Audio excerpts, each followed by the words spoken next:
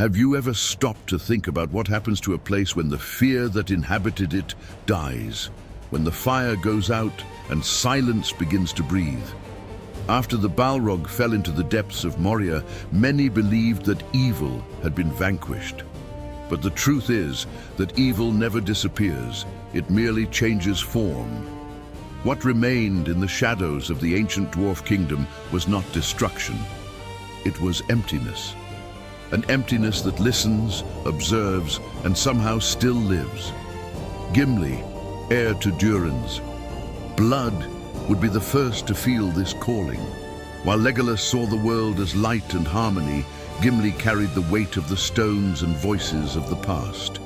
Two friends, two ways of perceiving eternity, and between them, the mountain that never sleeps. This story isn't about monsters or battles, but about what remains when the fire dies down. About transformation, regret, and the echo of who we once were.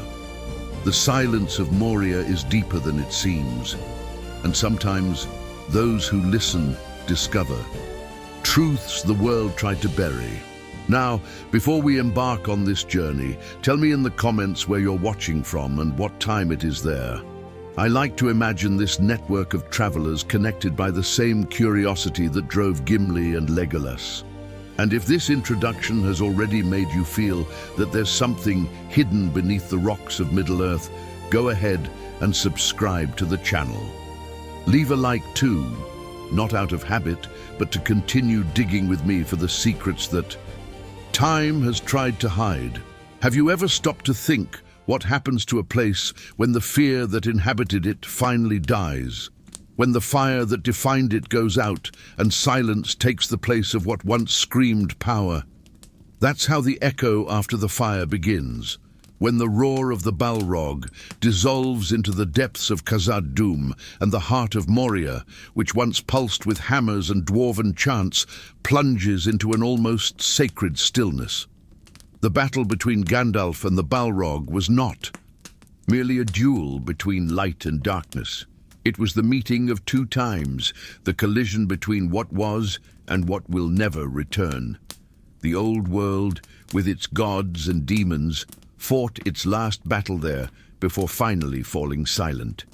As the creature's flaming body plummeted into the abyss, something else fell with it, the echo of the ancient age itself. That fire, which once burned under Morgoth's gaze, was extinguished not only in the physical world, but also in the memory of time.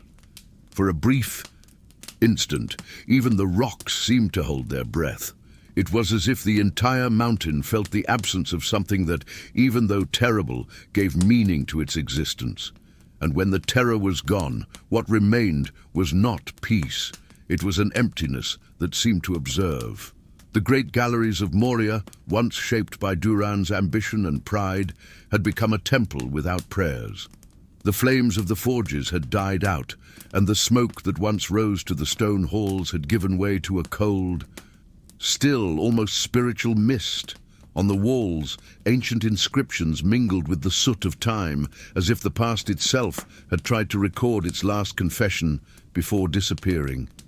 The broken bridges, the crumbling columns, everything there murmured a kind of hidden truth, that power, however great it may seem, does not survive silence. The dwarves called that place Khazad-dûm, the kingdom of Durin, the masterpiece of their race. But after the Balrog's fire died down, the name Moria, the Black Abyss, made more sense than ever. It was as if the very spirit of the mountain had lost its way. And perhaps that was it. Without fear to sustain it, fear became absence. And absence is a more dangerous kind of presence, because it doesn't show its face, it only insinuates itself. Those who walked through those empty corridors swore they heard echoes that didn't come from their own sound, but from memories trapped in the stone. Gandalf won, but the victory cost something unseen. He not only destroyed the enemy, he tore the fabric of time. When he fell with the Balrog into the abyss, traversing fire, ice, and shadow, something in the balance of Moria broke. The evil that dominated the depths was defeated, but its energy, the weight of its existence, did not disappear.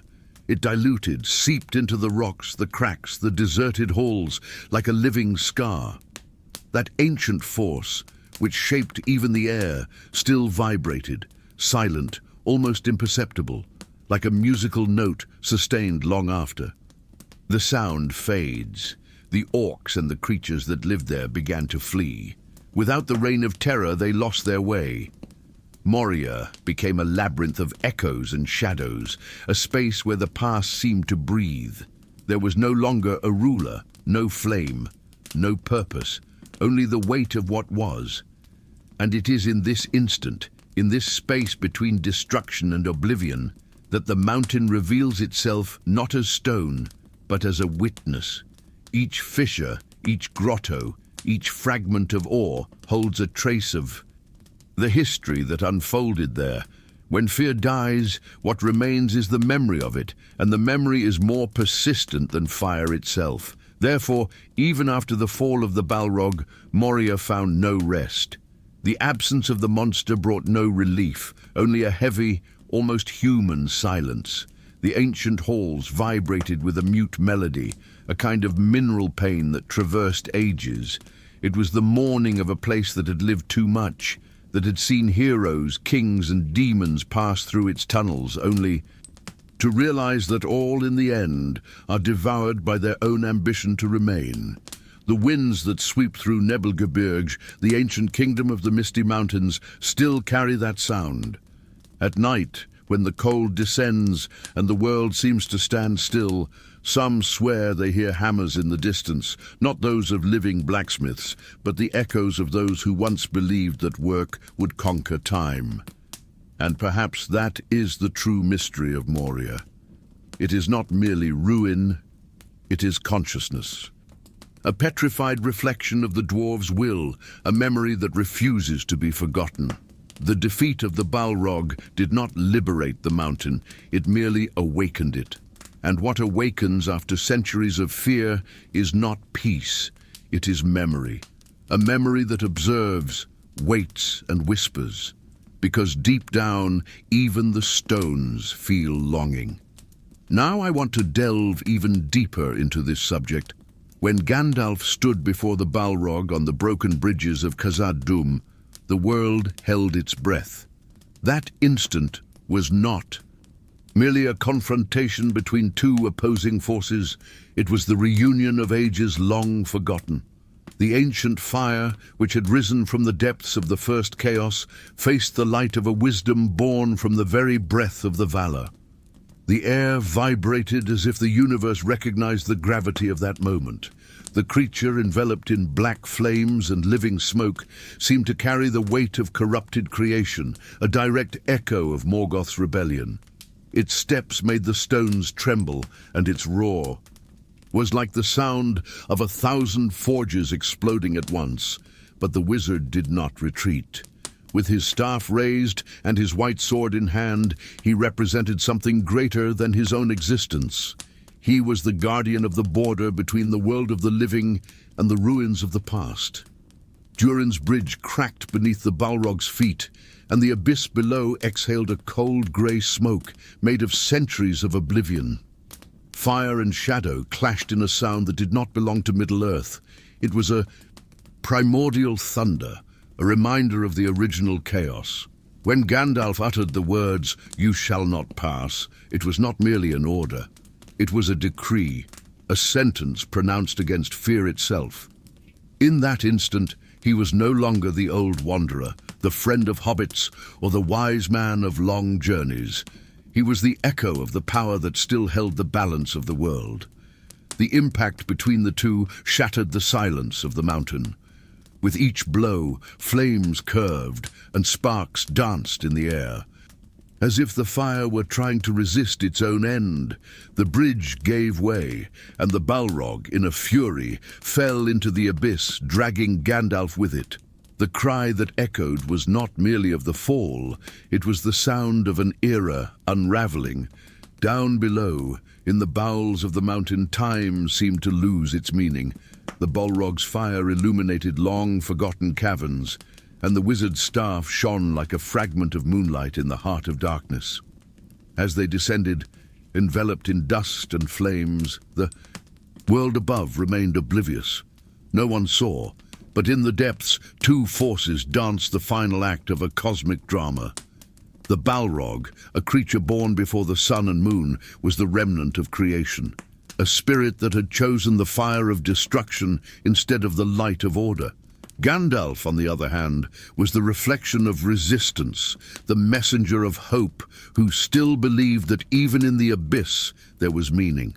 Each blow, each lightning bolt, was more than a physical clash. It was a judgment. The duel raged through forgotten tunnels, across rivers of lava and pillars of obsidian. The creature's fire turned stone to steam, and the staff's glow cut through the smoke like a lost star.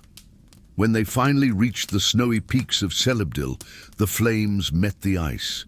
It was the final clash between creation and destruction, between the instinct to consume and the purpose to preserve. The wind howled, and the sky seemed to watch in silence. Gandalf, covered in ashes, raised his staff. One last time, his voice mingled with the storm, and the name of Ilúvatar, the Creator, echoed in the heart of the mountain. The Balrog, with a final roar, collapsed. The fire exploded like the death of a star, scattering a light that blinded even the heavens. But there was no triumph. When the creature's body crumbled to ashes and the wind carried its name into oblivion, Gandalf also fell. His mortal body succumbed. But something greater awoke. The soul that had descended into the abyss would return purified, no longer the grey but the white, the symbol of renewal. And as the ice closed over the battlefield, the sound of dying fire mingled with the echo of a whisper that seemed to come from the very heart of Arda. Nothing truly disappears, everything transforms.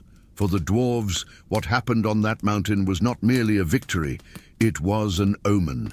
The death of the Balrog signified the end of the last direct echo of the war against Morgoth, but also the beginning of a new kind of silence.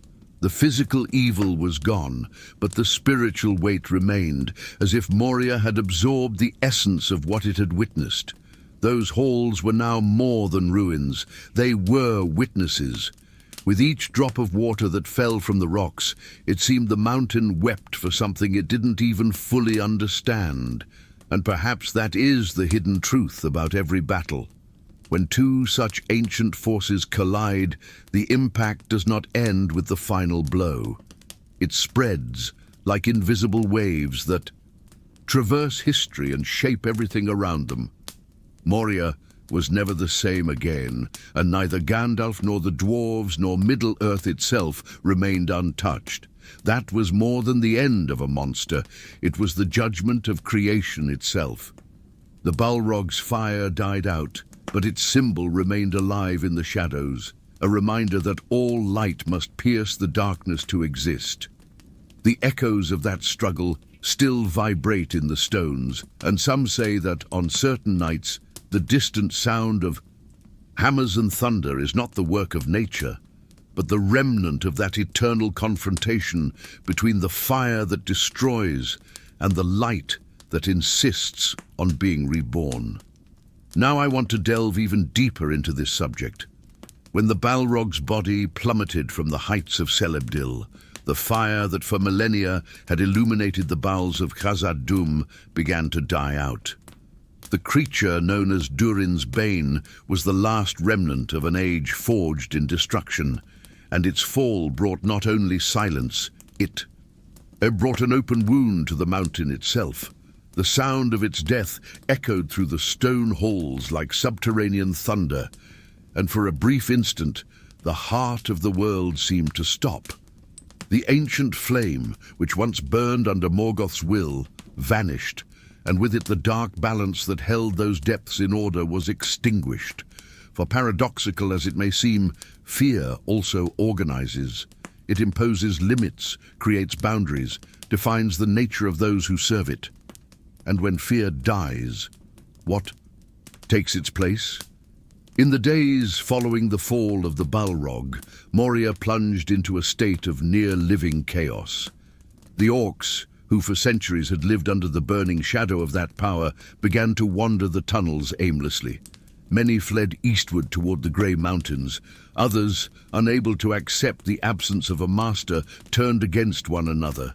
It was as if the invisible structure that sustained that underworld had been ripped from the heart of the mountain, the power emanating from the...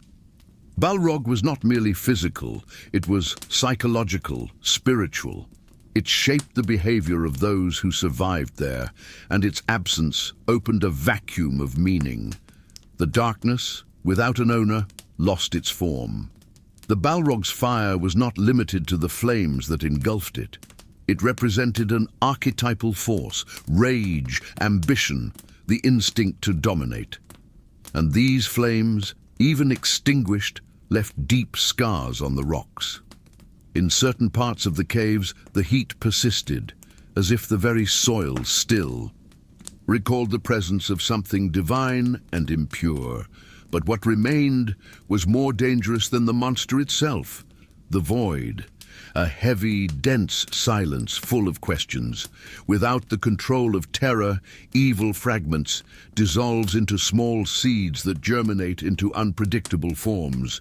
Thus, new horrors are born, not from the presence of absolute evil, but from the absence of purpose it leaves behind when it dies. The galleries of Moria began to change. The echo of hammers that once resonated as a symbol of creation was replaced by distant murmurs and lost footsteps. The smaller creatures, spiders, trolls, and nameless shadows, dispersed into the deepest crevices where light had never touched. Some, it was said, began to venerate the ashes of the Balrog, believing it would return in a new form. Others went mad, trapped in a cycle of fear and instinct. Chaos was absolute. The evil that once had a face and form now spread, invisible, diluted within the very structure of the mountain. The dwarves who heard of the Balrog's death didn't know how to react. For some it was a sign of liberation, the end of the scourge that had stained Durin's name. For others it was a painful reminder, a cruel revelation that even evil, when it disappears, leaves a void impossible to fill. The dwarves' minds, shaped by the rigidity of stone and the logic of work, understood order, weight, permanence. But what befell Moria was the opposite, a collapse of meaning. It was as if the mountain, having carried so much fear, had forgotten who it was without it. There is something profoundly human in this phenomenon, the dependence on conflict for self-definition. Moria, like many of us, had learned to exist under the weight of threat. When the threat was gone, only the empty mirror of its own identity remained. The ancient fire represented more than destruction. It was the link between the past and the present, between lost glory and surviving pride. With its disappearance, what remained was the memory of an era when evil still had a voice and good had something to fight against. Without this opposition, the mountain seemed suspended between worlds, without direction.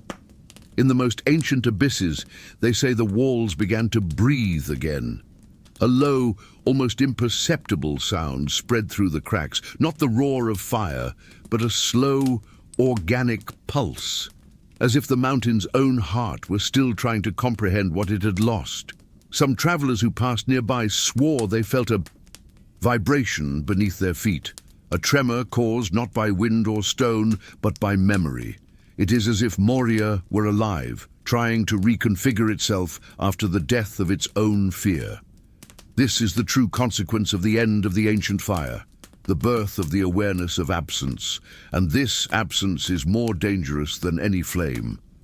Because when evil is extinguished, it doesn't disappear. It transforms. It infiltrates the memories, the dreams, the decisions of those who faced it. It becomes doubt, nostalgia, temptation. Some say that the echo of the Balrog still lives in the walls, that its shadow vibrates beneath the ground like a distant heartbeat. And perhaps there is truth in that, because no energy truly dies. It merely changes form. The terror that once burned in flesh and fire now exists as an idea, as a memory, as a symbol. The death of the ancient fire was the beginning of a new kind of hell, one that needs no flames, only silence. And silence is the most dangerous sound there, is because in it the mind listens to itself, and what it hears is not always comforting. Moria was not purified, only stripped bare, and in the naked ruins the past whispers louder. Perhaps that is why, even today, the dwarves hesitate to return. They know that visible evil can be fought, but invisible evil, that which dwells in the void, is what truly transforms. Now I want to delve even deeper into this subject. There are places in the world that don't die, they just change their breath. Moria is one of them. After the Balrog fell and the fire died down, the silence that remained wasn't that of a lifeless body, but of something that still pulsates, even if imperceptibly. The heart of the mountain stopped beating like a living organ and began to vibrate like a memory, a continuous echo of everything that once happened there. The walls, the columns, the halls, each stone seems to hold a particle of soul, as if time itself had refused to move on. There's a kind of dark spirituality in Moria, a feeling that death in that place is not an end, but a transformation. The dwarves believed that work left spiritual marks on matter, that each hammer blow, each carving, each runic inscription carried the intention and spirit of its maker. Therefore, Moria is more than ruin. It is a form of mineral consciousness. Each tunnel was excavated with purpose, each room erected with faith. But now all this remains silent, as if the mound itself were in mourning. The soul of Khazad-dûm has not gone, it has only fallen asleep, and in its deep sleep it still hears the echoes of those who created it. It is what some call the invisible presence, that which is not seen, but which fills the air like an ancient perfume. Those who walk through those abandoned galleries feel a kind of vibration on their skin, an energy that doesn't come from outside, but from within.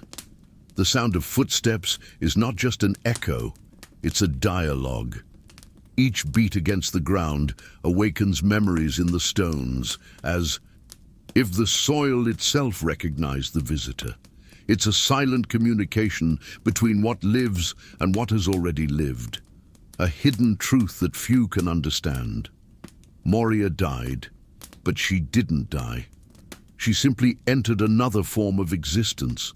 It's as if the fear that once dominated the place has dissolved and given way to the awareness of her own absence. Absence is a kind of life, more subtle, more dangerous.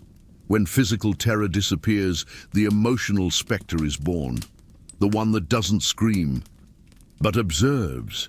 It is in this state that Moria finds itself no longer dominated by fire, but by the memory of fire.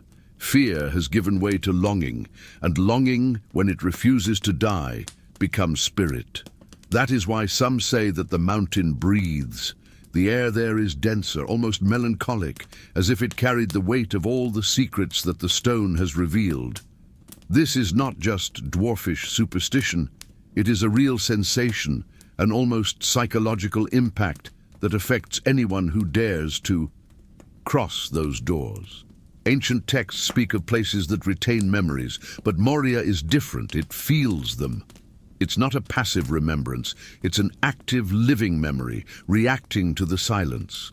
What was forged with purpose does not disappear with time. It transforms into presence. The runes carved into the walls still gleam when touched by the light of a torch, and the sound of a falling stone seems to awaken distant responses, as if something inside were trying to speak. It's as if the mountain itself observes those who visit it, curious but cautious, like an old forgotten god. The elves who passed through Durin's gate before the fall said that Moria had a soul, and that this soul belonged not only to the dwarves, but to the world. It was one of the purest works of physical and spiritual creation ever erected under the stars. When evil seized it, this soul was wounded, but not destroyed. Balrog burned bodies, but not memories. And now, with the fire extinguished, what remains is the echo of its original purpose, the will to endure. This is the true essence of Moria, the tenacity of that which refuses to die, even when all that sustained it has crumbled. But this persistence comes at a price. To live without a pulse is a form of condemnation. The mountain has become a border between the world of the living and that of echoes, a territory where time does not advance, only repeats itself. Whoever enters there feels as if they are inside a trapped thought, a memory that finds no rest. There is something profoundly human in this, the fear of forgetting, the desire to remain. Moria has become the mirror of the dwarf's heart, proud, resilient, but trapped in what it has lost. The soul of the mountain is the soul of Durin, patient, stubborn, eternal. They say that on the quietest nights, when the wind blows through the cracks, it's possible to hear a low rhythmic sound, almost like a distant heartbeat. Some believe it's the heart of Moria trying to beat again. Others say it's just the echo of the underground waters. But some feel, upon hearing this sound, something deeper, as if it were a call, a reminder that there are dormant forces within the world, waiting for the right moment to awaken. Because death, in Ada, is never absolute. Everything done with purpose remains. Even silence is only a pause.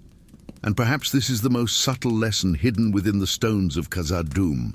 Nothing disappears entirely, it only changes form. Fire transforms into shadow, shadow into memory, and memory into presence. The true mystery of Moria lies not in its ruins, but in what still lives within them. What burned became memory, and what was remembered became spirit. It is not the end, but the transition, the instant when the sacred merges with the forgotten. Now I want to delve even deeper into this subject. The dwarves always believed that the stone holds everything, that every hammer blow, every spark, every drop of sweat is etched into the rock and transformed into memory. Perhaps that is why the dwarves' lament never ceased, because Moria, even in ruins, continues to live within them. For the children of Durin, that kingdom was not merely a home. It was an extension of their very soul. Every column erected, every rune carved, every hall lit by golden torches represented the triumph of a people who dared to defy the darkness. But when that light went out, something broke within them, and since then, the sound of what was lost still echoes. In their hearts, pride turned to silence, and silence to guilt. Gimli, heir to this past, understood this weight better than anyone. Since childhood, he had heard stories of the splendor of Khazad-dûm, told at the edge of the forges, like prayers transformed into tales. They speak of Moria as a stone paradise, where the hammer blows of the craftsmen resonated like music, and the gleam of the mithril reflected Durin's own heart. But in the subtext of these stories, there was pain. It was the kind of longing that doesn't come from lived memories, but inherited ones. A feeling passed from father to son, from king to apprentice, until it becomes part of the blood. Gimli knew that there wasn't a single dwarf who didn't carry this hidden melancholy, this wounded pride disguised as hope. When he stepped through the gates of Moria with the Fellowship of the Ring, he entered not just a place, but an open wound. Each step he took over the dust and bones of his ancestors was a silent confession. Those walls, which once vibrated with songs and laughter, were now immersed in a heavy, almost spiritual silence. It was the sound of regret, the sound of a civilization that in its eagerness to dominate the underworld ended up being swallowed by it. Gimli saw beauty even in the ruins, because in them still pulsed the echo of all that was once grand. But this beauty tasted of loss, like the brilliance of a jewel that no longer reflects the same fire. The truth is that dwarven pride has always been a double-edged sword. It was what built empires, but also what destroyed them. The same spirit that shaped the purest metal also shaped the most blind obstinacy. Moria didn't fall overnight. It was slowly corroded, first by desire, then by vanity. Mithril, a rare and almost sacred metal, became an obsession. The deeper they dug, the further they strayed from the surface and from themselves, until, in the depths where the sun never reached, they awakened something that not even their courage could contain. Balrog was the price of greed, and even though centuries have passed, the guilt for this discovery remains alive in the collective memory of Durin's people. The dwarves carry this heritage like one carries a family secret, heavy but inescapable. And this is perhaps the deepest hidden truth about them. It wasn't just the halls of Moria that crumbled, it was their sense of belonging. When they lost their home, they lost proof that their greatness was real. Since then, what remains is the effort to prove, with each new mine, each new throne, that they are still worthy of their former glory.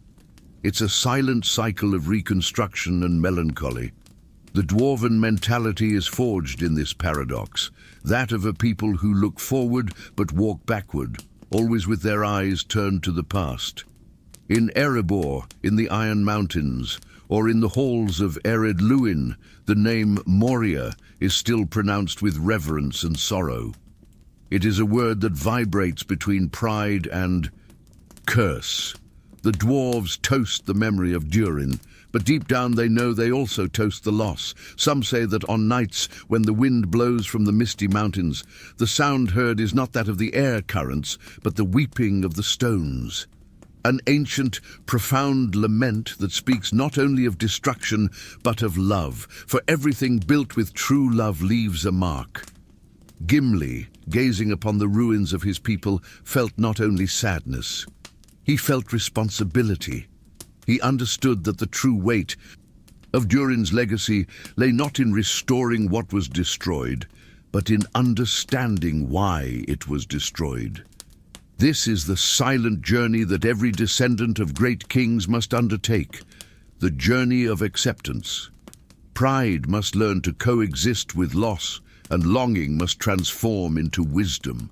What defines a people is not what they build, but what they do with what they have lost. There is a dark beauty in this, the coexistence of ruin and splendor. The broken walls of Moria still hold the glow of a civilization that defied the impossible.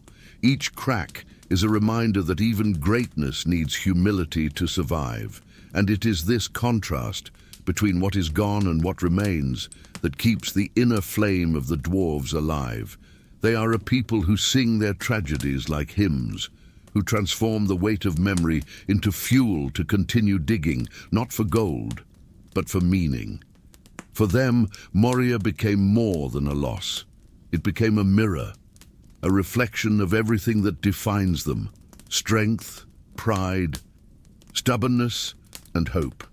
Gimli understood that the dwarves' true home was never just the stone underground, but the heart that still beats within each of them. Durin's soul is not in the ruins, but in the persistence of remembering. Because for a dwarf, to forget is the same as to die. Now I want to delve even deeper into this subject.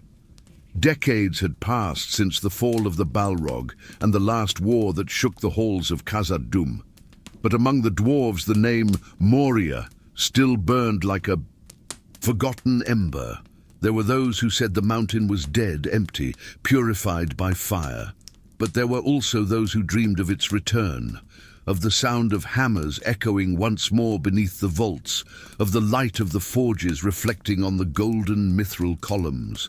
It was this hope, mixed with curiosity and longing, that drove the first expedition. Small, silent, almost secret. No one wanted to admit it aloud, but everyone knew that this call came from a place deeper than reason. It was The Call of the Abyss. The group set out from Erebor on a windless morning when even the sun seemed hesitant to rise. There were 7 dwarves, led by Nar, a distant descendant of Bane. They carried only the essentials: weapons, tools, and an ancient scroll with a map of the halls. The journey to the Misty Mountains was long and arduous, but the real burden began when they sighted Durin's gates. The doors were open, cracked and covered in moss, like an open wound. No sign of life, no sound, not even the lake that once guarded the entrance seemed to stir. When they crossed the threshold, the air changed. It was dense, still, and smelled of damp stone and ancient memory, a silence so absolute it seemed to observe. In the first few days, all they found was ruin. Broken pillars, collapsed bridges, corridors covered in dust and roots growing through the cracks. There were no bodies, no bones, nothing to prove anyone's death, only absence. It was as if time had swallowed everything. But what bothered them most was the sound. Sometimes, while resting, they heard a distant echo, like hammers pounding somewhere deep inside. Other times, they swore they heard footsteps that belonged to no one. "It's just the echo of the past," said Nar, trying to remain rational. But inside him grew an unsettling feeling that Moria still breathed. As they descended through the lower levels, the air grew warmer and the silence heavier. There were stretches where the walls seemed to pulse with an invisible energy, as if something dormant lay just behind the stone. One of the dwarves, Durin, son of Bane, said he felt the ground tremble slightly, like a heart beating slowly. The others laughed, but no one slept that night. The feeling of being watched never left them. The torches burned too quickly, and the flames flickered even without wind. On the 4th day, they found the ancient mining chambers, where mithril had last been extracted before the fall. The walls still gleamed with tiny, silvery veins, and the reflection of the light created the illusion of movement. Nar, fascinated, approached to touch one of these rocks and felt something pulsing beneath the surface. It wasn't heat, nor mechanical vibration. It was a kind of response, an almost living reaction. He recoiled, and in that instant, the distant sound ceased. All of Moria seemed to hold its breath. The next day, as they descended to the lower halls, they found ancient inscriptions, different from the dwarven runes. They were primordial symbols, almost organic, engraved on the stones like scars. None of them could decipher them. Durin asserted that they had never been made by dwarven hands, not even by Durin's. The strangest thing was that some of these marks seemed new, as if they had been recently re-engraved. Nar felt his stomach churn.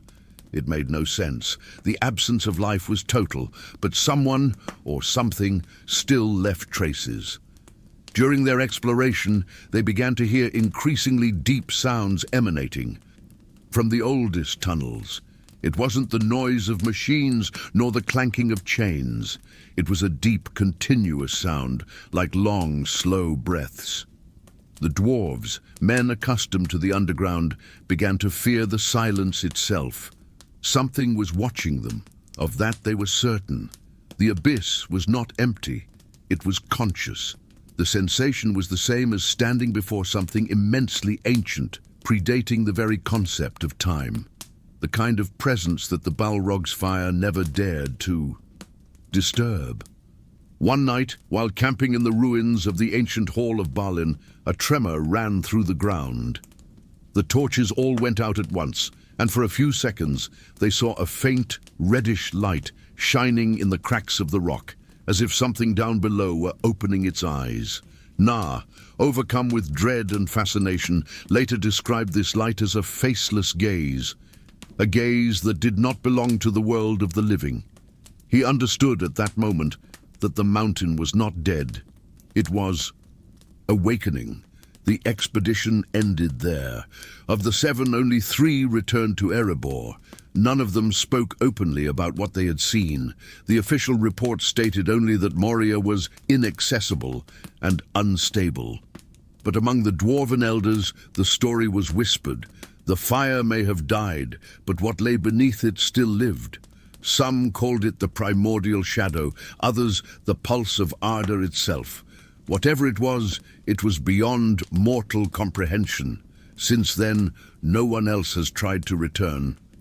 And yet, the call remains, as if the abyss whispered the name of each of Durin's descendants, inviting them to return, not to rebuild, but to understand.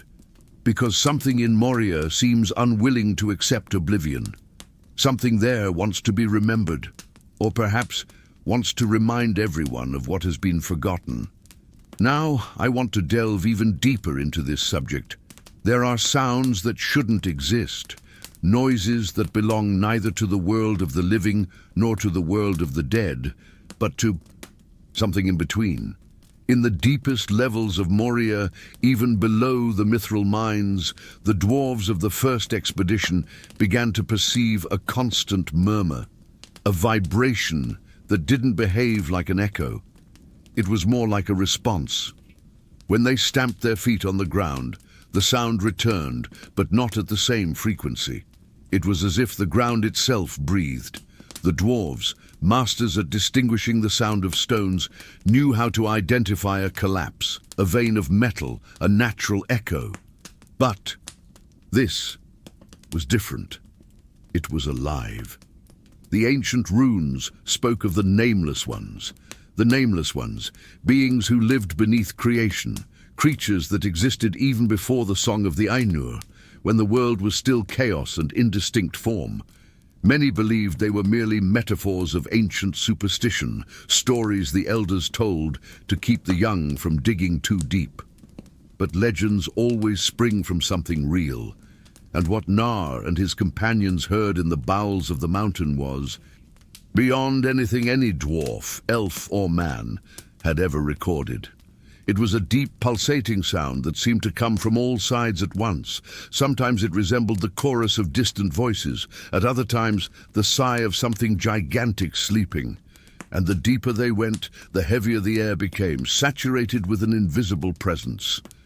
The heat from the Earth's interior mingled with a cold dampness, and the torches, even when lit, seemed to resist their own light. The fire trembled, as if afraid.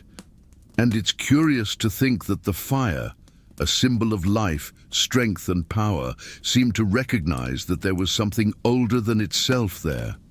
The dwarves began to realize that the sound was not only heard, but felt. It vibrated in their ribs, rose up their spines, and lodged in their skulls. Sometimes it seemed to align with the beating of their hearts, as if the mountains synchronized the pulse of the living with its own rhythm, a kind of fusion that defied all logic. At one point, Dain, the oldest of the group, began to repeat words that no one understood. It wasn't the language of the dwarves, nor the Quenya of the elves, much less the language of the orcs. It was somewhat guttural, full of pauses and low notes, like an involuntary attempt to imitate the sounds of the earth. When questioned, he said he didn't remember speaking anything, only daydreaming. The languageless chants became clearer as the days passed. Sometimes they seemed like laments, sometimes a kind of obscure celebration. Nar, trying to maintain the group's sanity, began writing notes about the vibrations and sounds, recording that there is something in the air that listens to us before we speak. That was the last legible sentence in his diary. From then on, the records became scribbles, circular lines as if he had tried to draw the sound. And that is precisely what fascinates and terrifies. The idea that sound can have form, that the invisible can be recorded in matter. At a certain point in their descent, they found a hall unlike any other. It was vast, without columns, and the floor was as smooth as glass. In the center, a fissure emanated a warm, continuous breath, like the breathing of something colossal sleeping below. When one of the dwarves threw a stone inside, it made no sound of impact, it simply vanished. The silence that followed was so absolute it hurt their ears. Then a vibration ran through the floor and made the walls tremble. The ancient runes began to glow faintly, as if reacting to the presence of an ancestral energy. This is where the fascination begins, the feeling of being faced with something that shouldn't be understood, but which, at the same time, attracts. The rational mind seeks explanations, but instinct knows when something belongs to another realm. The dwarves found neither bodies nor recent ruins. They found only the recognition that something had been there before them, and that perhaps it had never gone away. The nameless ones were not legends. They were the living memory of the time before form, a primordial echo that still whispers beneath the stone. Some say that these sounds are not exactly creatures, but fragments of creation itself, forgotten echoes of the music that gave rise to the world. What was harmonious up there became dissonant in the depths, and this dissonance continues to reverberate to this day. When someone walks very deep into Moria, the sound seems to try to imitate the human heart, and it is at this moment that the boundary between being and non-being begins to blur. The terror there lies not in what is seen, but in what responds, in the fact that the ground, the stone, and the air seem conscious, that the mountain, in its apparent silence, listens, observes, and somehow remembers. Na wrote that fear is the language of the abyss. And perhaps you are right, because there is a difference between emptiness and what inhabits emptiness. Emptiness accepts silence. What inhabits emptiness returns it. Moria is not merely a ruin, it is a portal, and what lies beneath it perhaps not even the Balrog himself would dare to fully awaken. The voices that never sleep remain there, awaiting the right sound, the right touch, the right presence to answer. And whoever hears them is never truly silent again. Now I want to delve even deeper into this subject. There are prisons that have no walls, no bars, no guards, only memories. For the dwarves, this prison has a name: longing. For centuries they believed the enemy was the Balrog, the ancient fire that devastated Khazad-dûm and extinguished Durin's light. But Gimli, with the gaze of one who has walked among ruins and over ashes, understood a truth that few dare to admit. The true enemy was never the monster. It was the desire to return. It was longing transformed into a curse, an echo that calls incessantly, even when there is nothing left to hear. Moria fell long before the Balrog arrived. It fell the instant the dwarves stopped looking to the future and began digging into the past. The fire only consumed what was already condemned by nostalgia. This is the part of the story that few understand, the psychological weight of return. Because deep down, the Balrog was just a symbol, a materialization of everything the dwarves refused to abandon. Pride, attachment, the illusion that what was can be restored as before. And that is precisely what destroys kingdoms, the attempt to rebuild what time has already decided to leave behind. Gimli understood this when he stepped back into the halls of Moria. The silence of the stones was more cruel than any scream. Each broken column, each dust-covered staircase was like an accusation, not against the Balrog, but against the very race that awakened it. The hidden truth revealed in that place is simple and devastating. The dwarves were not defeated by fire, but by the mirror of their own memory. They loved what they created so much that they became slaves to remembrance. And those who live imprisoned by what they have lost forget to live what still remains. Pure longing can inspire, but when corrupted by pride, it transforms into a curse. The desire to return to what no longer exists consumes the soul from within. It is a flame without light which does not warm but devours. It is the kind of fire that leaves no ashes, only emptiness. And this emptiness is the true abyss of Moria. Not the physical hole that opens beneath one's feet, but the emotional hole that opens within the mind. The dwarves call this the echo of the heart, a feeling of loss that does not pass, that disguises itself on purpose, but is only lament. The mentality of a people who built kingdoms beneath the earth is marked by the need for permanence. Everything they do is designed to last, and it is precisely this virtue that becomes the poison. The pride that once forged empires now forges ruins. The same desire that created stone bridges and shining cities gave rise to the obsession of returning to them, even when the world itself had already changed. And it is curious how this dynamic repeats itself in everyone's life. The tendency to confuse belonging with imprisonment, memory with destiny. Sometimes what we call the call of the past is merely the fear of moving forward. Gimli carried the name of an entire people on his shoulders, and with each step he took into the mountain, he felt the weight of Durin's legacy transforming into something different. From honor, it became a burden. From pride, it became pain. He realized there was something profoundly symbolic in the darkness of Moria. It reflected the inner lives of the dwarves themselves. The brilliance that once emanated from their forges was now trapped within them, stifled by the weight of what they couldn't let go of. And the most tragic thing was that the deeper they dug in search of ancient glory, the deeper they sank into their own regret. This is the true curse of longing. The inability to accept that not everything needs to be recovered. There are memories that only exist because time has protected them from return. If the dwarves returned to Moria and tried to rebuild it, they might kill the last vestige of what was still pure, the memory of what was beautiful. Because there are memories that should not be touched, and what is sacred loses its power when one tries to possess it again. It's like trying to rekindle an old flame with damp ashes. The result is only smoke.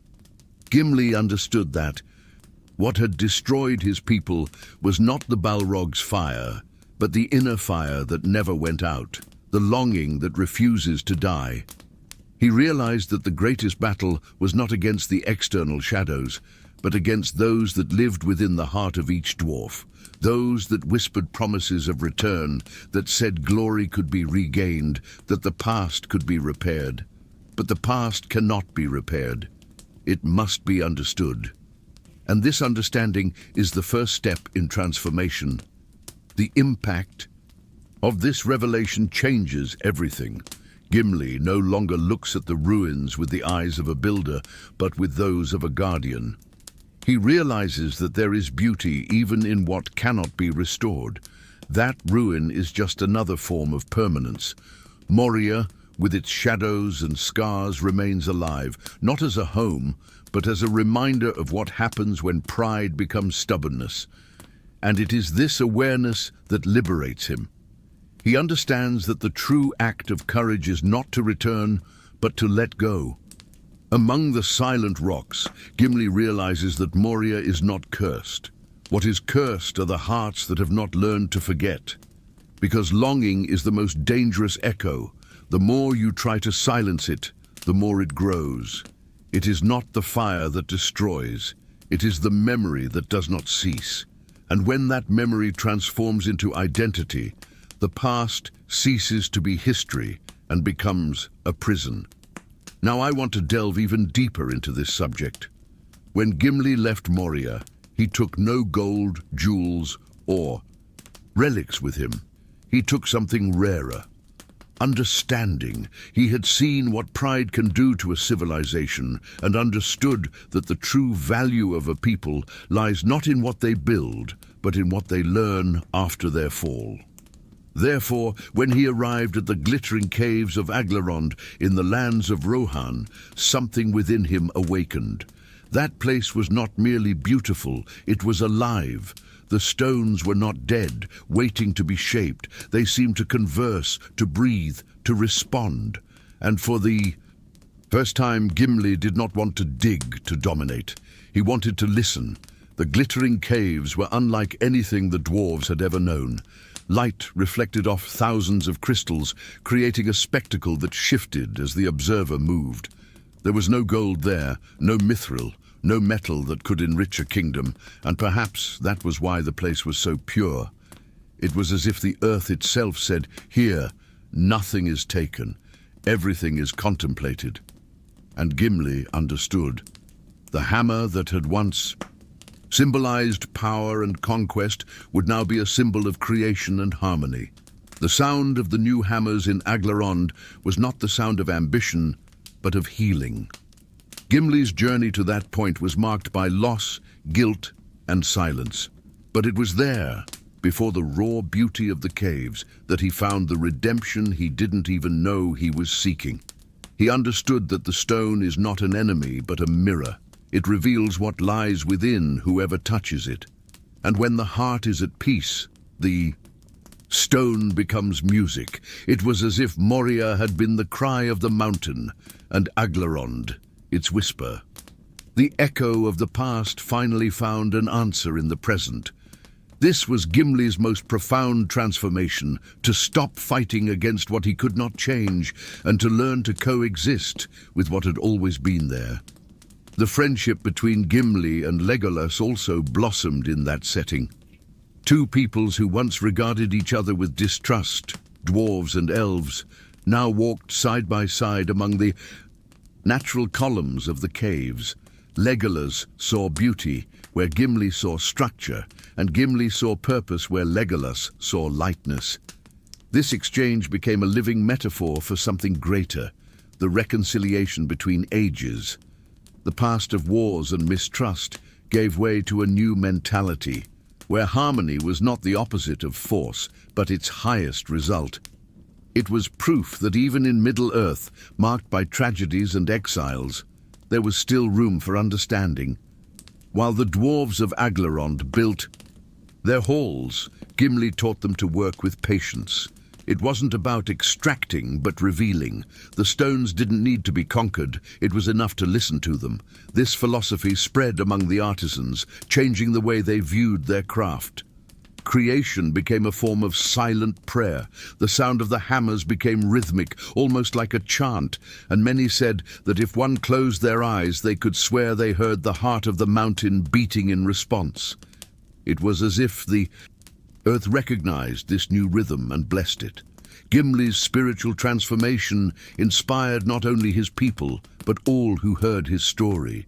From a warrior driven by duty, he became a guardian driven by conscience.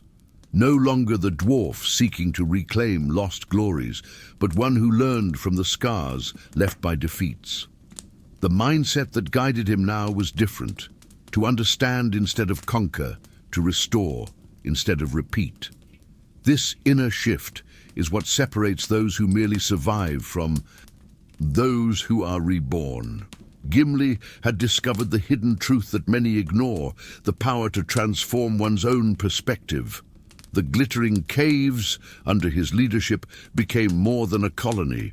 They became a symbol of reconciliation between the elements, light and shadow, past and future, pain and beauty. There, every hammer blow carried intention, and every shaped stone was a reminder that creation can also be an act of healing. The impact of this echoed throughout Middle-earth, and even the elves recognized the value of what was being born there. Legolas, upon visiting the place, said he had never heard the earth sing like that. And perhaps that was Gimli's greatest victory, to make the stone sing again, not with the weight of pain, but with the lightness of wisdom. The behind-the-scenes story of this new era reveals something deeper, the true essence of rebirth. It doesn't come from denying the past, but from accepting it. Moria would remain a wound, but Aglarond became the antidote. The sound of new hammers replaced the echo of old cries. Where there was once lament, now there is rhythm. Where there was once darkness, now there is reflection. Gimli's journey proved that redemption is not born of strength, but of listening. and that sometimes the greatest transformations don't happen in battles, but in silences. The dwarves of Aglarond lived in peace, and Legolas's elves came from time to visit that sanctuary of stone and light. It was a rare exchange, a symbol of what the world could be if wounds ceased to be weapons and became lessons.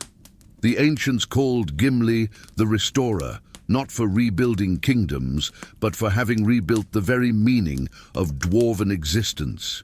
He had proven that the power of a people lies not in how much they conquer, but in how much they understand. And as the years passed, the sound of hammers echoed throughout Middle-earth as a reminder that even the deepest ruins can give rise to harmony. With each blow, with each stone-shaped, the dwarves of Aglarond wrote a new song, one that spoke not of glory but of learning. And in the soft glow of the caves, Gimli knew that for the first time his people were truly at peace. Now I want to delve even deeper into this subject. Time is the world's most patient sculptor. It doesn't destroy, it only transforms. Centuries have passed since the Balrog's fire died down and the sound of hammers ceased in the depths of Moria. But there are things that not even the dust of millennia can silence. Sometimes, on cold nights beneath the Nabelgeberge, the wind carries back a distant murmur, a metallic echo that resonates like the beat of an ancient heart. The shepherds of Rohan say they hear hammers sounding beneath the earth, slow and rhythmic, as if someone were still shaping destiny in the shadows. Others swear the sound comes from the very spirit of the mountain, a reminder that what was created with faith and pain never truly dies. Durin, the first of the seven. Fathers of the dwarves always believed that every stone has a memory and every sound a soul. It is said that when he contemplated his reflection in the waters of Khazad-dûm, the mirror lake, he saw above him the crown of 7 stars and heard the mountain breathe. In that instant, the song that echoes to this day was born, Durin's song, the silent hymn of all that was and all that still pulsates. Even after his death, after the wars, after oblivion, this invisible melody continued to vibrate on earth, trapped between time and silence. And perhaps that is why Moria, even empty, was never truly dead. It simply learned to live in another tone. There is something profoundly symbolic in this. The mountain that once housed the fire of destruction has become the tomb of eternity itself. No other place in Middle-earth so aptly represents the duality between fall and immortality. The splendor of Khazad-dûm has vanished, but its presence has somehow expanded. Moria has ceased to be merely a kingdom and has transformed into a concept, the archetype of enduring memory. The dwarves, who still tell stories around the forges, say that as long as there is stone and fire, the name of Durin will never cease to be spoken. And there's a curious detail. Even the elves, with all their connection to light and eternity, treat Moria with a kind of silent reverence. They sense that something exists there that transcends the comprehension of races.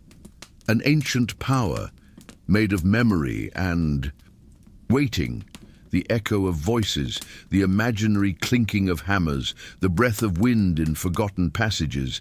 Everything seems to be part of an invisible orchestra, conducted by hands that no longer belong to this world. It's a reminder that true immortality is not built with power, but with purpose. Perhaps the silence of Moria is in fact the purest form of music, a note so profound that it can only be heard by those who have learned to listen with their spirit. The few adventurers who dared to approach Durin's gate after the fall say they felt a subtle vibration beneath their feet, a pulse that was neither of the wind nor of the earth, but something in between. As if the mountain had a sleeping heart, beating in rhythm with time. And when the night is calm and the sky is clear, they say that the reflection of the stars in the lake of Khazad-dûm still outlines the ancient crown of Durin, shining with a melancholy that seems to traverse ages. It is this feeling that makes Moria eternal, not for what remains, but for what is still felt. The past there is not a memory, it is a presence. With each generation, the dwarves born in Erebor or the glittering caves carry within them an inexplicable instinct, a longing that does not belong to them. It is as if Durin's blood still calls them back, as if the mountain recognizes them. Even without ever having seen Moria, they dream of it. And this dream repeats itself, echoing from father to son, like a song that refuses to be forgotten. Durin's song is not merely a lament, it's a bridge, a link between what was and what can still be. It speaks of pride and humility, of creation and destruction, of loss and new beginnings. And above all, it teaches that nothing truly disappears when it is remembered with love. The mountain sleeps, yes, but it dreams, and its dreams shape what exists upon it. Gimli knew this. That is why, when he built his new dwelling in Aglarond, he asked the dwarves to work in silence. Each hammer blow would be like a note, each stone placed a verse. Thus, without realizing it, they continued the song. Over the centuries, the melody changed its tone. The sound of Moria, once deep, dense, full of pain, became light, almost imperceptible. Some say that the wind that crosses the mountain crevices still repeats Durin's name in an ancient whisper. Others believe that time itself has learned to respect that echo, leaving it untouched, like an invisible monument to persistence. And there is a profound beauty in this idea. The world changes, kingdoms fall, but the memory continues to breathe, reinventing itself in silence. The true lesson left by Moria is that not everything needs to be restored to continue existing. Some things are eternal precisely because they have learned to remain still. The silence of the mountain is not absence, it is testimony. It speaks of everything that was built, everything that was lost, and everything that in some way still lives. Walls may have crumbled, forges may have faded, but the essence remains, because time, instead of erasing, has transformed the sound of hammers into a more subtle, purer, almost spiritual song. And perhaps that is why, even today, when the stars align above the Nebelgebirge and the wind blows from the north, some travelers swear they hear from below the measured hammering of Durin. Slow, steady, patient, as if the spirits were still working beneath the mountain, carving not weapons or treasures, but the very meaning of eternity. Perhaps Moria will never need to be reopened, for there are songs that only silence knows how to sing. Now, I want to delve even deeper into this subject. If you've made it this far, you may have felt the same as I did. That mixture of silence and curiosity that only the stories of Middle-earth can evoke. It's this kind of journey that we share here, where every detail, every symbol, and every hidden revelation helps us understand not only Tolkien's world, but also our own way of looking at time, memory, and what remains. So if this content made you think, if any image resonated with you, if it was worth the time you dedicated to listening, take the opportunity to subscribe to the channel. That way you won't miss the next stories that continue this line of reasoning, those that go beyond what the books tell, delving into the behind-the-scenes of mythology, the hidden truths, and the transformations it still inspires. And since you've stayed with me until the end, leave a comment below saying where you're watching from and what time it is where you are. I like to imagine this invisible map that we form together, with voices spread all over the world, connected by this same passion for ancient stories. Oh, and if this conversation resonated with you, leave a like, not out of habit, but as a way to keep the flame alive, to show that this type of content still has room to breathe. There's a video over here that complements this topic, delves deeper into this line of thought and reveals another layer of this universe. Click and continue watching it.